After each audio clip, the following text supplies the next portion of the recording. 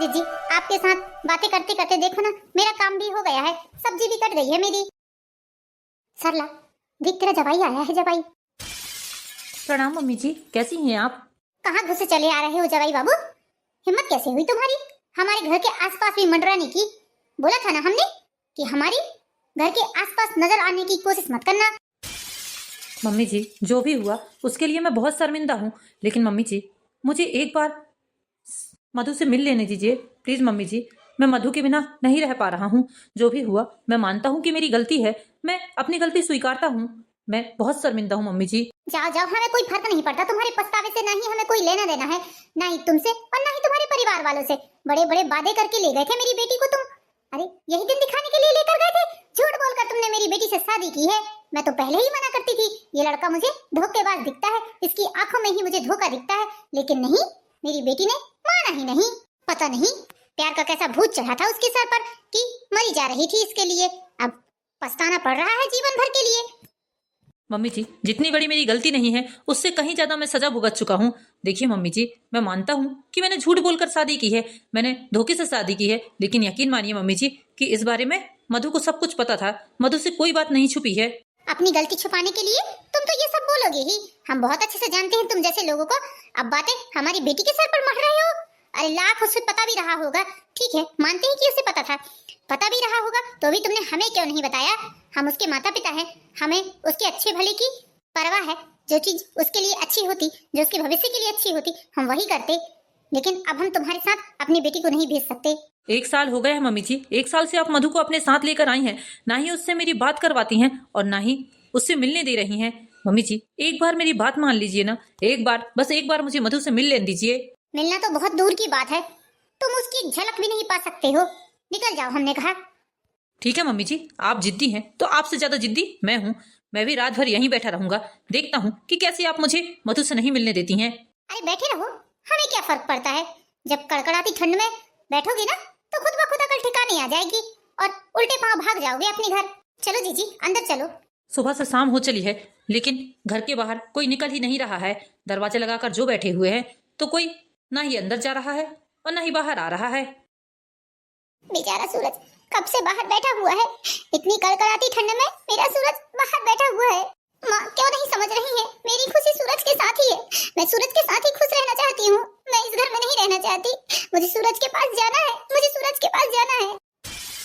मधु, क्या देख रही है खिड़की के बाहर? तू क्या सोच रही है? मम्मी, मेरा सूरज बाहर ठंड में बैठा बैठा अकड़ जाएगा, उसे ठंड लग जाएगी, बीमार पड़ जाएगा। मम्मी मुझे जाने दो, मुझे उससे मिलने दो, एक बार मिलने दो। चुप कर, तूने एक बार गलती करके अपनी जिंदगी बर्बाद कर ली है। अब मैं तुझे गलती नहीं करने दूंगी। तुझे समझ में नहीं आता है कि क्या सही है क्या गलत है। मम्मी, आपको एक नहीं 50 बार मैंने बता दिया है कि सूरज ने कोई गलती नहीं की है। सूरज की गलती नहीं है, सारी गलती मेरी है जो मैंने आपसे सच्चाई छुपाई। मैं जानती थी कि आप प्राइवेट नौकरी वाले लड़के को मुझे हरगिज नहीं देंगी, इसलिए मैंने झूठ बोला था और इसलिए सूरज ने भी झूठ बोला था कि वो गवर्नमेंट जॉब करता है। हमने कहा चुप कर जा। यदि दोबारा तूने उस लड़के का नाम अपनी जुबान से लिया तो हमसे बुरा कोई नहीं होगा, समझ लेना तू। एक तो हमसे झूठ बोलकर शादी की है तूने और ऊपर से उसकी तरफदारी कर रही है उस झूठे मक्कार इंसान की जिसने हमें धोखा देकर तुझसे शादी की है। अरे तू भोली भाली है, सीधी सादी है, तुझे कोई अक्ल नहीं है। उस लड़के ने तुझे बहला फुसला कर तुझसे शादी की थी और दूसरी गलती हमारी है कि हमने तेरी बातों में आकर दूसरी बिरादरी के लड़के से तेरी शादी करवाई। अरे बहुत बड़े पागल थे हम जो तेरी शादी उस लड़के से करवा दी। थोड़ी सी जांच पड़ताल हमें भी करना था, मूर्ख थे हम। सरला, क्यों बच्ची पर हाथ उठा रही है? शर्म नहीं आती तुझे शादीशुदा बेटी पर हाथ उठाते हुए? अरे अब वो हमारा धन नहीं है, पराया धन हो चुकी है हमारी बेटी। तुम चुप करो, ये जो सब कुछ हुआ है तुम्हारे कारण ही हुआ है। यदि तुम अपनी बेटी की बातों में आकर शादी के लिए हाँ ना करते तो आज ये सब कुछ नहीं होता। तुम्हारे उस धोखेबाज दमाद ने हमें धोखा देकर हमारी बेटी से शादी की है। हमसे बोला था कि वो गवर्नमेंट जॉब में है, सरकारी नौकरी करता है, और निकला क्या? प्राइवेट कंपनी का नौकर निकला, नौकर। बहुत बड़ी बड़ी बातें कर रहे थे वो लोग, उसके माँ बाप लोग। सिर्फ एक सरकारी नौकरी के लिए तुम बच्ची के साथ और उस बच्चे के साथ इतना अत्याचार कर रही हो? क्यों ऐसा कर रही हो? क्यों अपने सर पर पाप ले रही हो? अरे ऊपर वाले से डरो। बेचारी बच्ची दिन भर रोते रहती है, रात में ठीक से सोती नहीं है। तुम क्यों नहीं समझ रही हो कि उसका जीवन उसी के साथ है? तुम चुप करो, तुम्हें तो कुछ पड़ी नहीं है हमारी बेटी की। कम से कम हम सोच रहे हैं तो हमें सोच लेने दो जरा। सारी फसाद की जड़ ये खिड़की है। इस खिड़की पर ताला डाल देते हैं और हमेशा हमेशा के लिए इस खिड़की को बंद कर देते हैं। ये है सरला जी और ये है महेश जी। सरला जी और महेश जी की इकलौती बेटी है मधु। मधु और सूरज एक साथ कॉलेज में पढ़ते थे। दोनों बहुत अच्छे दोस्त हुआ करते थे। धीरे धीरे एक दूसरे को पसंद करने लगे। कॉलेज पूरा करने के बाद मधु कंपटीशन एग्जाम की तैयारी करने लगी और उधर सूरज एक प्राइवेट कंपनी में बहुत अच्छी जॉब करने लगा, जहां उसे 40-50 हजार रुपए महीने मिलते थे। लेकिन सरला जी जो मधु की माँ है, वो हमेशा मधु के लिए बस सरकारी नौकरी वाला लड़का ही देखती थी। वो अपने रिश्तेदारों से बात करती थी कि मैं अपनी बेटी को गवर्नमेंट जॉब वाले लड़के को दूंगी। और मधु किसी दूसरे लड़के से शादी नहीं करना चाहती थी, क्योंकि वो सूरज को बहुत पसंद करती थी। दोनों ही दूसरे को बहुत पसंद करते थे। इसलिए मधु ने अपनी माँ से झूठ बोला और सूरज ने भी। मधु ने ही सूरज से बोला था कि तुम मम्मी से झूठ बोल देना। मधु ने अपनी माँ से बोला कि वो सरकारी नौकरी करता है लड़का। सूरज की सरकारी नौकरी बताकर मधु ने अपने माँ और पापा से उसे मिलने के लिए बुलाया। सूरज मधु के घर आया। सूरज के माता पिता को सूरज बहुत पसंद आया। सूरज ने भी मधु की खातिर झूठ बोल दिया। मधु के माता पिता भी सूरज के घर गए उसे देखने के लिए, तो सब कुछ उन्हें बहुत पसंद आया। सब कुछ अच्छा अच्छा जानकर दोनों की शादी कर दी जाती है।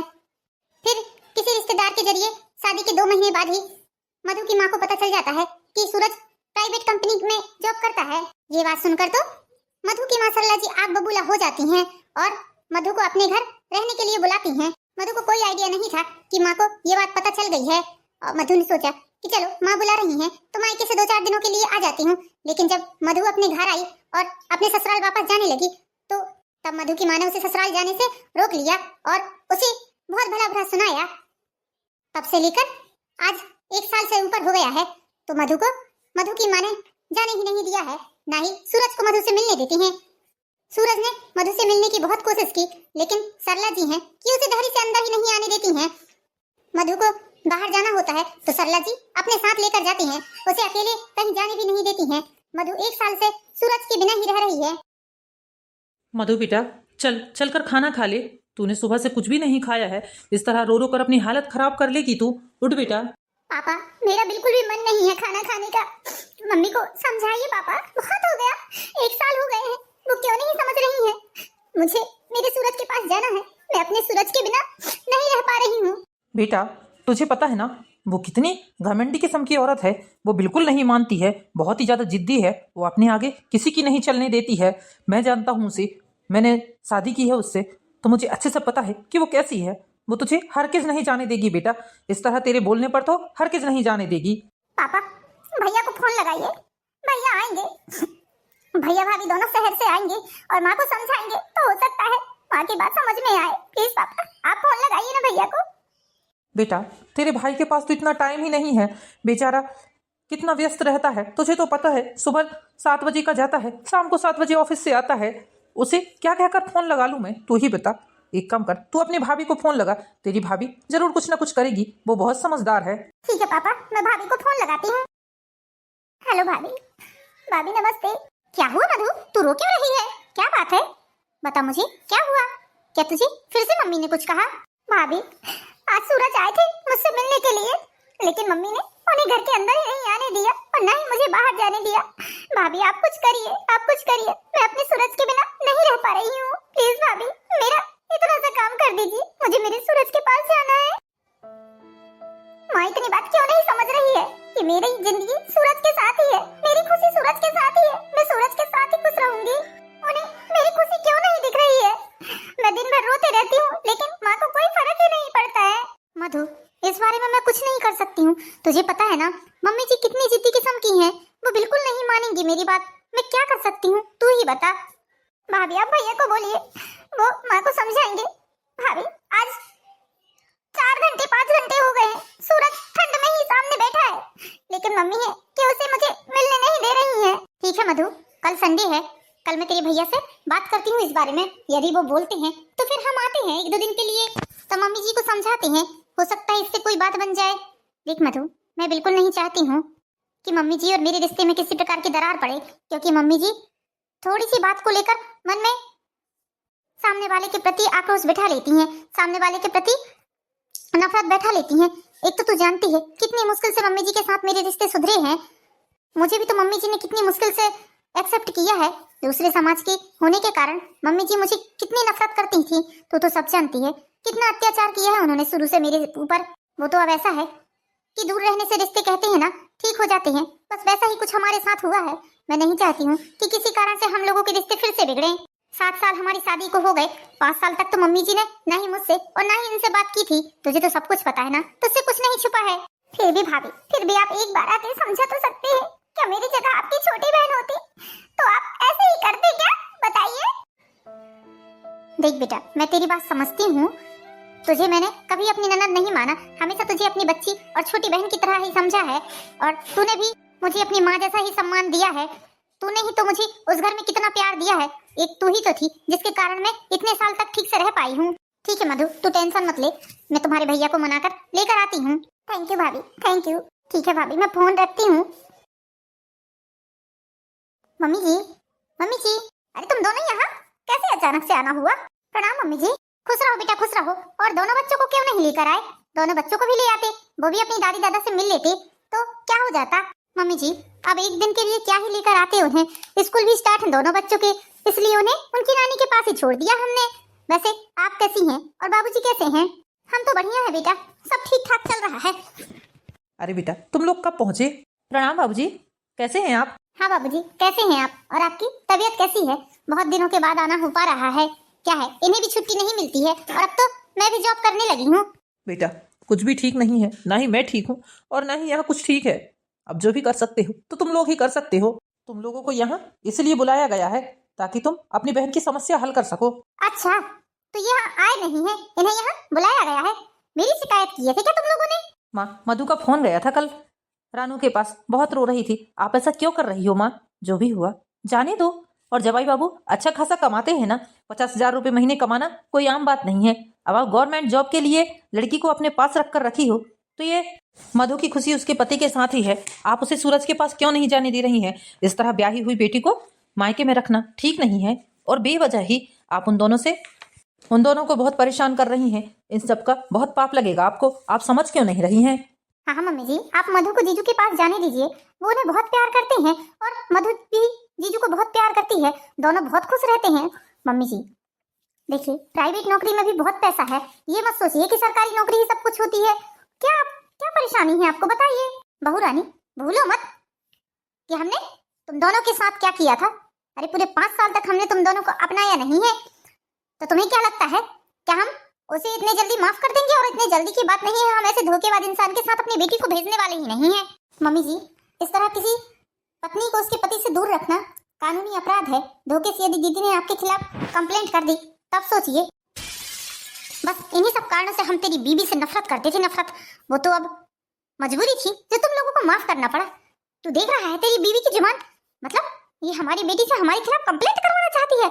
हमारी बेटी के दिमाग में ये सब बातें डाल देगी। ये आज इसकी जुबान से निकला है, ये कल हमारी बेटी के दिमाग में भर देगी।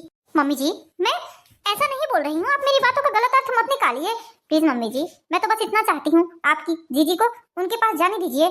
माँ, आप रानू की बातों को अन्यथा मत लीजिए। रानू हमारी मधु के बारे में ही सोच रही है। देखिए मम्मी, लोग क्या कह रहे हैं, शादी के 2 महीने नहीं हुए थे और आपने मधु को अपने साथ लेकर घर में रख लिया है। आस पड़ोस के लोग, रिश्तेदार तो हमें ही नाम रख रहे हैं कि आखिर ऐसा क्या हुआ जो बेटी को 2 महीने में ही घर में लेकर आ गए और साल भर हो गए हैं तो उसे ससुराल नहीं भेज रहे हैं। समाज के डर से तो कम आप उसे भेजिए। मुझे कोई मतलब नहीं है समाज से और जात बिरादरी से। समाज हमें खाने को नहीं दे रही है। जिस दिन मेरी बेटी का कुछ बिगड़ेगा ना तो समाज जाकर हाथ नहीं रख देगी उसकी जिंदगी में। तुम लोग मेरी और मेरी बेटी की निजी जिंदगी में दखलंदाजी मत करो। तुम लोग खुश हो ना, खुश रहो बस। मैं मर भी जाऊंगी तो अपनी बेटी को उस धोखेबाज के पास कभी नहीं भेजूंगी। वो धोखेबाज है, धोखेबाज। चाहे मेरी बेटी को जीवन भर मुझे अक्कर पालना पड़े तो भी मैं उसे कहीं नहीं भेजूंगी। उसके पास भेजने का तो कोई चांस ही नहीं है। वैसे भी हम अपनी बेटी की दूसरी शादी करने का सोच रहे हैं। उस शादी का कोई महत्व नहीं है, उस शादी का कोई मतलब नहीं है। ऐसे कैसे दूसरी शादी कर सकती हैं माँ आप? बिना तलाक के दूसरी शादी तो होती ही नहीं है, कैसे आप दूसरी शादी कर देंगी उसकी? माँ, ये जो फालतू के सपने देख रही हो ना तुम, इन सपनों को छोड़ दो। मैं कभी भी दूसरी शादी नहीं करूंगी, चाहे मैं मर जाऊं, लेकिन मैं दूसरी शादी नहीं करूंगी। मैं अपने सूरज की पत्नी हूँ और हमेशा उसकी ही पत्नी रहूंगी। आप अपने ईगो के कारण मेरी जिंदगी बर्बाद कर रही हैं। ठीक है, देख रहे हो सुभाष, तुम्हारी छोटी बहन कितना मुंह चलाने लगी है उस धोखेबाज लड़के से शादी करके। कभी हमारी बेटी ने हमारे सामने जुबान खोलने की हिम्मत नहीं की थी, और आज देखो किस तरह से बात कर रही है वो। माँ, मधु कोई छोटी बच्ची नहीं है, उसे अपना भला बुरा समझ में आता है। आप उसके साथ गलत कर रही हैं, इसलिए वो बोल रही है। इसमें छोटी और बड़ी की तो बात ही नहीं है, उसे भी सब समझ में आने लगा है कि कहाँ सही और कहाँ गलत है। मधु छोटी बच्ची ही थोड़ी ना रही आएगी। ये सब जो कुछ हो रहा है ना, तुम दोनों के चलते ही हो रहा है। तुम दोनों यदि मनपसंद शादी ना करते ना, दूसरे समाज की लड़की हमारे घर में लाकर बहू ना बनाता ना तो आज इसकी भी इतनी हिम्मत ना होती। तूने मनपसंद शादी किया, इसलिए इसने भी मनपसंद शादी की और मुझसे छुपाया कि लड़का प्राइवेट कंपनी में काम करता है। बड़े का असर तो छोटे पर होगा ही, जो बड़ा करेगा वही तो छोटा करेगा। तो जो तूने किया वही इसने किया, इसमें कौन सी बड़ी बात है। माँ, जमाना बदल गया है, सबको अपने अपने हिसाब से जीने का पूरा अधिकार है। आप वही रूढ़िवादी ख्यालों में बैठी हैं तो बैठी रहें। तुम लोग जा सकते हो, मुझे तुम लोगों से कोई बात नहीं करनी है। और हाँ, यदि इस बारे में दोबारा बात करने आओगे तो समझ लेना कि इस घर के दरवाजे तुम्हारे लिए हमेशा हमेशा के लिए बंद हो जाएंगे। रो मत मधु, हमने तो पूरी कोशिश की है अपनी तरफ से कि हम तेरा घर बसा दें, लेकिन मम्मी जी के ईगो और मम्मी जी के जिद के आगे सब कुछ फेल हो गया। मधु, तू चिंता मत कर बेटा, सब कुछ ठीक हो जाएगा। ऊपर वाले पर भरोसा रख, देखना एक दिन सब कुछ ठीक हो जाएगा। मैं तो कहती हूँ दीदी, जिस दिन मम्मी जी घर पर नहीं रहती हैं उस दिन आप अपना सामान लेकर चली जाना यहाँ से। आप वहाँ चले जाओगे तो फिर कोई कुछ नहीं कर पाएगा। भाभी, आपको क्या लगता है, क्या मैंने कोशिश नहीं की होगी? जब जोर जबरदस्ती से काम नहीं बना तो मैंने चोरी छुपे जाने की कोशिश की, तो मम्मी ने मुझे पकड़ लिया एक दिन और फिर बोलने लगी कि यदि तू उस घर में गई, मेरे पीठ के पीछे भी गई, तो तुझे पता भी नहीं चलने दूंगी और तेरे पति सूरज को मरवा डालूंगी। इतनी बड़ी बात कह रही है मम्मी, मरवा कर कहाँ फेंकवा दूंगी बोलती है, तो पता भी नहीं चलेगा। अब आप ही बताइए मैं कैसे कैसे जाऊं ऐसे में। सही बात है दीदी, कोई भी औरत अपने पति का कभी बुरा नहीं चाहेगी। अब तो बस यही चाह रहा है दीदी कि जो मम्मी जी बोलती हैं वही करिए, उसी में आपकी भलाई है, वरना मम्मी जी तो आपको जीने नहीं देंगी। वो जो चाहती हैं वो तो मैं कभी नहीं होने दूंगी भाभी, चाहे इसके लिए मुझे अपनी जान ही देनी पड़े।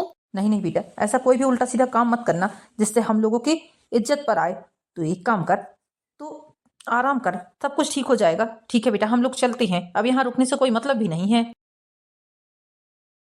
मुझे आपके ऊपर पूरा भरोसा है कि आप मुझे मेरे सूरज से जरूर मिलवाएंगी, जरूर मिलवाएंगे। मधु, मधु बेटा, कहाँ है जल्दी आ। क्या हुआ मम्मी, क्या बोल रही हो? बेटा, तेरे लिए हमने रिश्ते की बात चलाई थी, तुझे देखने के लिए वो लोग आ रहे हैं। तुझे पता है करोड़पति घर का लड़का है वो। जा जल्दी से तैयार हो जा, उनके घर में तो 40-50 तो कार रखी है और करोड़ों की संपत्ति है। अरे गहने जेवर की तो कोई कमी ही नहीं है, तू तो झूले में झूलेगी सोने के। और लड़का 1 लाख रुपए महीने का कमाता है, लेकिन सरकारी नौकरी वाला है।